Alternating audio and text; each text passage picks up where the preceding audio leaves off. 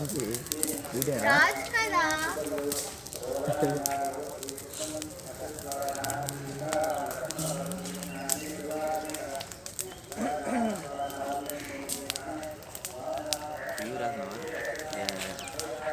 ఎప్పుడు వెళ్తావు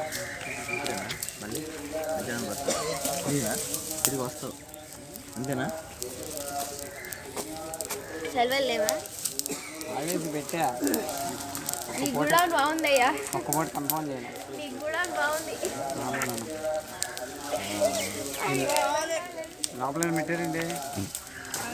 లోపల మా గోడంలో ఏది వెళ్ళినా సరే రేపు తీసేస్తాను ఇప్పుడు వచ్చినా సాయంత్రం అన్నయ్య